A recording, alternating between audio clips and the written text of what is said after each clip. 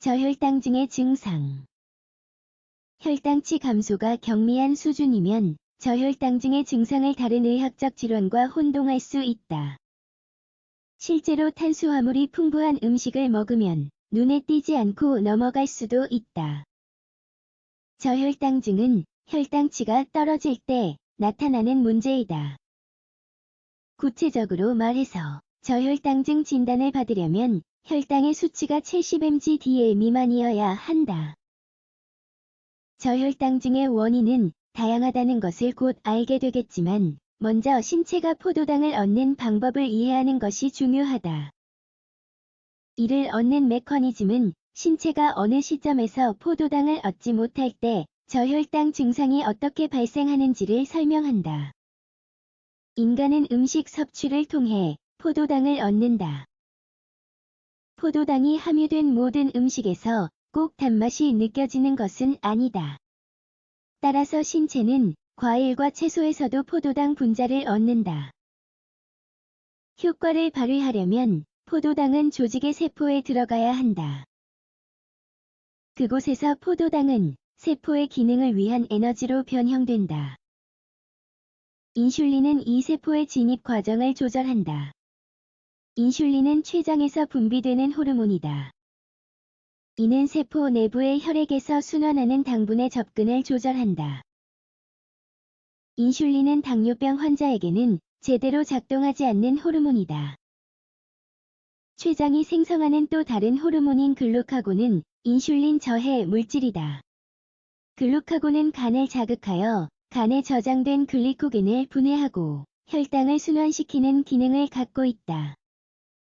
대체로 볼 때 인슐린이 혈당을 낮추지만 글루카곤은 이를 높인다고 볼 수 있다. 다른 요인과 결합된 이러한 호르몬의 게임은 저혈당증의 증상을 유발할 수 있다. 혈액에서 순환하는 포도당의 양에 따라 경미하거나 심각한 증상이 나타날 수 있다. 경미한 저혈당증의 증상. 여러 차례 경미한 저혈당증의 증상이 나타나면 눈에 띄지 않고 넘어갈 수 있다.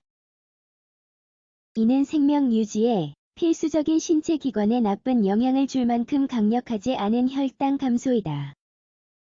경미한 저혈당증으로 인한 증상은 다음과 같다. 과도한 발한 두통 현기증, 조화 운동 불능, 손상된 시력 졸음. 때로는 졸음 이상으로 명확하게 사고를 할 수 없는 것처럼 집중을 하는 것이 어려운 증상으로 나타나기도 한다. 근육 떨림 심각한 저혈당증의 증상. 저혈당증이 상당한 수준으로 나타나고 혈당치가 심하게 떨어지면 다음과 같은 증상이 발생한다. 발작 대개 경련과 같은 심한 근육 움직임의 형태로 나타난다. 의식 상실로 인한 실신. 이 증상은 오래 지속될 수 있어 환자가 즉각적으로 회복되지 않을 수도 있다. 식사 불능 때로는 저혈당증의 단일 증상으로 나타나거나 발작 또는 실신의 임상 양상의 일부로 나타날 수 있다. 저혈당증의 원인. 저혈당증의 증상 뒤에는 5가지의 이유가 있을 수 있다. 드물기는 하지만 인슐린종을 제외하고 나머지 원인은 일반적으로 예방할 수 있다.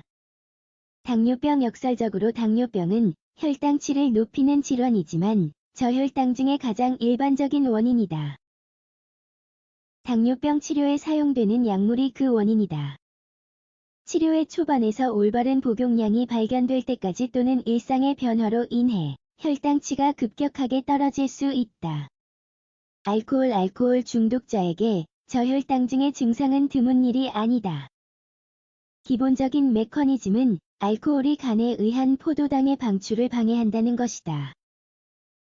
이는 대개 장시간의 단식과 결합되어 알코올 중독자가 충분한 식사를 하지 않거나 적절한 시간에 식사를 하지 않는다는 것을 의미한다.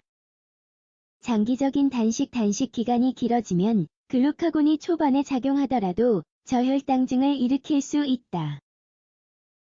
어느 시점이 되면 충분하지 않기 때문이다. 거식증과 같은 질환이 장기적인 단식을 유발할 수 있다. 사람이 음식을 먹지 않으면 신체는 필요한 포도당을 얻지 못한다. 약물 당뇨병 치료에 사용되는 약물 이외에 다른 약물도 부작용으로 저혈당증을 일으킬 수 있다. 예를 들면 말라리아를 치료하는 퀴닌이나 항생제인 가티플록사신을 언급할 수 있다. 인슐린종 인슐린을 생성하는 세포의 과도 성장으로 인해 형성된 췌장의 종양이다. 신체에 인슐린이 더 많으면 저혈당증의 증상이 나타나게 된다. 저혈당증에 대한 대처. 앞서 언급한 것처럼 저혈당증의 증상은 경미하거나 심각한 형태로 나타날 수 있다. 따라서 행동 방침은 이러한 유형에 달려 있다. 저혈당증이 경미한 경우에는 포도당을 신속하게 얻을 수 있는 음료를 제공하는 것이 가장 효과적인 조치이다. 설탕 2숟갈을 더한 물 1잔이나 탄산음료와 같은 달콤한 음료 1잔 또는 과일 주스 200ml를 섭취할 수 있다.